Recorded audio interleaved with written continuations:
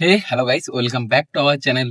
তো কালকের এই সময় যে ওয়েদারটা ছিল, ঠিক আছে ভাই, প্রচন্ড পরিমাণে ভালো ছিল। কারণ কি, কালকের এই সময় এর ঠিক আগেটাই খুব পরিমাণে মানে ঝড় হয়। আর খুব পরিমাণে বলতে কি, হালকা পরিমাণেই ঝড় হয়, আর কোথাও কোথাও খুব পরিমাণে হয়েছে। তো তারপরেই বৃষ্টিটা আসে, ঠিক আছে। আর বৃষ্টিটা যখন আসে, হেভি সুন্দর ওয়েদারটা ছিল, ঠিক আছে। আর তার কারণেই আমাদের এখানে লোডশেডিং হয়ে যায়। তার ফলে আমি কোনো ভিডিও বানাতে পারিনি। আর তার জন্যই আমি আগে মানে আজকে কোনো ভিডিও আপলোড করতে পারিনি।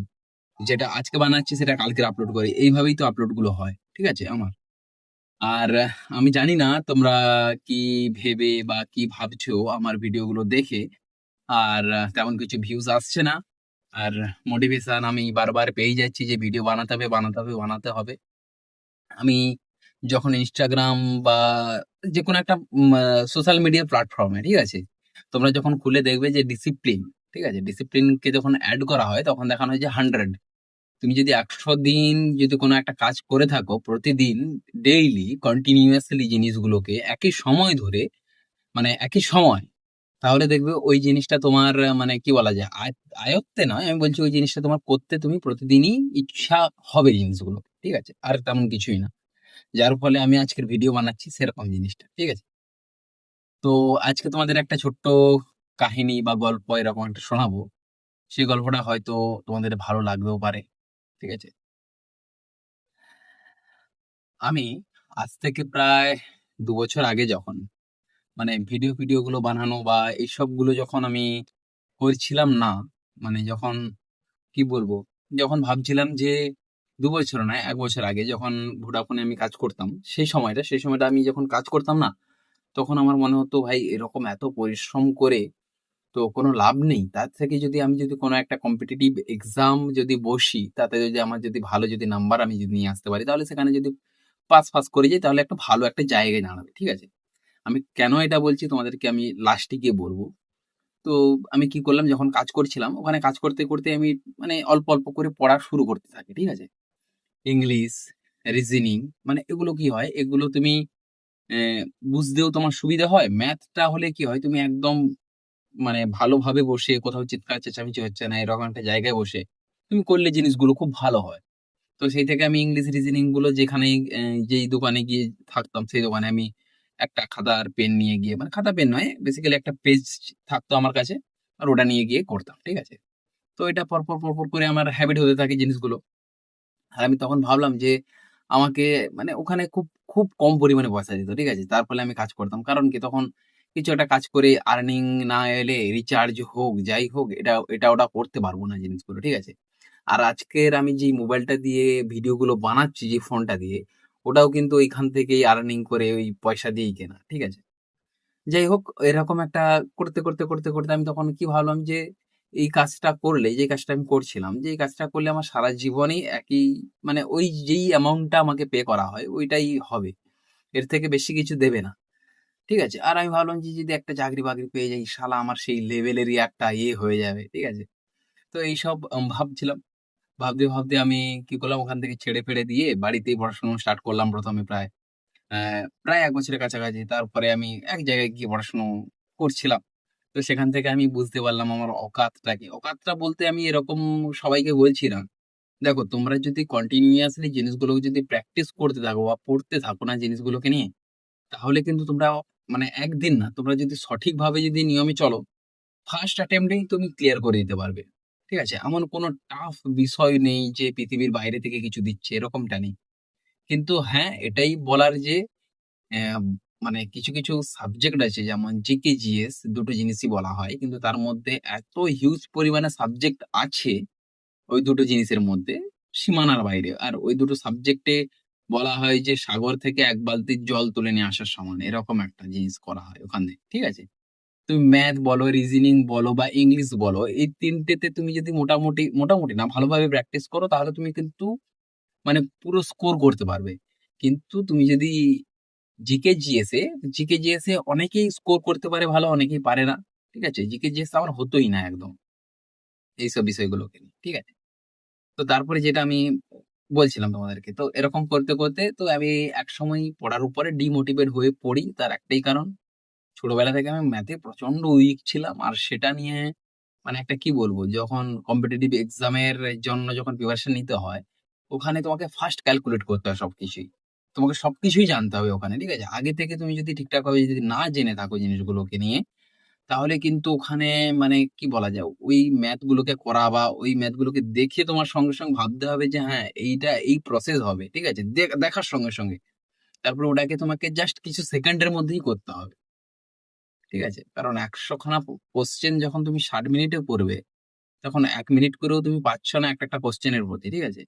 তার ফলে বুঝতেই পারছো কতটা কম্পিটিশন আছে ওখানে আর কতটা টাফ জিনিসগুলো তোমাকে দেওয়া হবে, ঠিক আছে? টাফ জিনিস দেওয়ার একটাই কারণ যে কম্পিটিশন যতটাই তোমার ছোট হবে, ততটাই তোমার ওখানে গিয়ে সিলেকশন প্রসেস হোক, ততটাই তোমার সুবিধা হয়। যারা সিলেকশন করে, ঠিক আছে? যারা সিলেক্টর আছে, তাদের ক্ষেত্রে সুবিধা হয় জিনিসগুলো। আর আমার ম্যাথ ২ বছর দেখেই আমার হয়ে গেছে যে আমি পারবোই না করতে জিনিসগুলোকে, ঠিক আছে? আমি সত্যি বলতে কি আমি ডিমোটিভেট হয়েই ওইসব কিছু বন্ধ করে দিয়েছি, ঠিক আছে?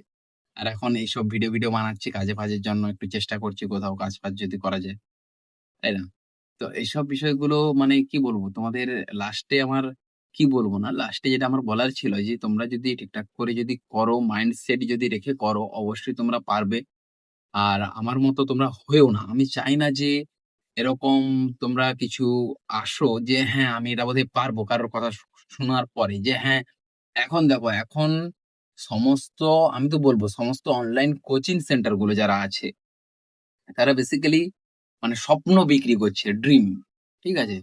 এছাড়া কিছু বিক্রি করছে না। ওরা বলবে যে, "হ্যাঁ, তুমি পারবে না কেন? দেখো রিজনিং এত ইজি, ম্যাথ এত ইজি এসছিল, জিকে, জিএস এরকম এসছিল। আমরা যেগুলো বলছিলাম সেগুলোই পড়েছিল।" এরকম বলবেই ওরা।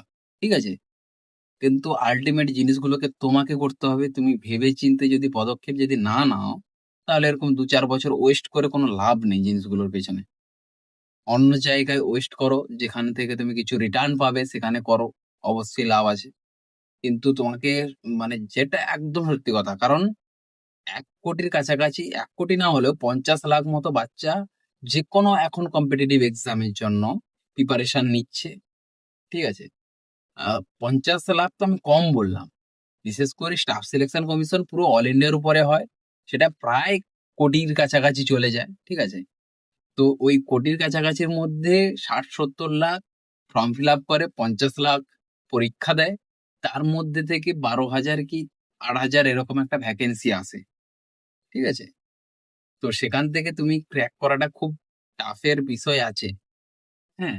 আর সত্যি কথা বলতে কি, আ তোমরা যদি প্রিপারেশন নেবেই ভাবছো যারা এখন আছে, আমার কাছে যদি কেউ যদি চায় যে, "দাদা বলো যে আমরা কি করে এরকম জিনিসগুলো প্রিপারেশন নিতে পারি?" আমি বলব যে যাদের মাধ্যমিক হয়ে গেছে, ঠিক আছে? তারা 11-12 ভালো করে পড়াশোনা করো। যখন তোমরা গ্র্যাজুয়েশন এর দিকে যাচ্ছ, তখন তোমরা একটা জিনিসই করো যে অনলাইন যেকোনো একটা না, দেখো আমি এটাই বলব যে তোমাদের ১ম এ জানা উচিত যে সিলেবাসের মধ্যে কি, কি আছে। ঠিক আছে? তোমরা যদি সিলেবাসের মধ্যে যদি কি, কি আছে তোমরা যদি না জানো, তাহলে ওই বিষয়টাই মানে অগাধ সমুদ্রে গিয়ে ঝাঁপ দিয়ে লাভ নেই। ঠিক আছে? তো সেই জন্য বলব যে তোমরা ১ম এ যেকোনো একটা অনলাইন কোচিং সেন্টার যেটা এখন ভালো চলছে, ঠিক আছে? তোমরা দেখো, ওখান থেকে একদম কম প্রাইসের যেই কোর্স গুলো আছে সেটাকে নাও। নিয়ে ওখান থেকে পড়াশোনা শুরু করো। ঠিক আছে? কলেজে পড়তে। দেখো যে কি হচ্ছে না হচ্ছে। তোমাদেরকে এরকম তো নয় যে কলেজে পড়তেই তোমাদেরকে ক্র্যাক করে চাকরি পেতে হবে, এরকমটা না। ঠিক আছে? তোমরা ওখান থেকে দেখো, প্র্যাকটিস করতে থাকো, মক টেস্ট দিতে থাকো মাঝে মধ্যে ১ টা ২ টো করে। তাহলে কি হবে, তোমাদের পরপর করে ধীরে নলেজ গুলো বাড়বে। ঠিক আছে? এটা করতে কি হবে বলো তো, তোমাদের ৩ বছর তোমাদের গ্র্যাজুয়েশনও কমপ্লিট হয়ে যাবে। ৩ বছরে তোমরা কিছু শিখতেও পারবে। তার ফলে কি হবে, আবার তুমি যখন নেক্সট ইয়ার থেকে তুমি যখন পুরোপুরিভাবে প্রিপারেশন শুরু করছো, তোমার কাছে কোনো কঠিন লাগবে না। আর তোমার কাছে সবগুলোই পরিচিত জিনিস মনে হবে। ঠিক আছে? যার ফলে তোমার রিভাইজ করো বা তুমি আবার নতুন করে শেখো, সবকিছুই তোমার ইজি হয়ে যাবে।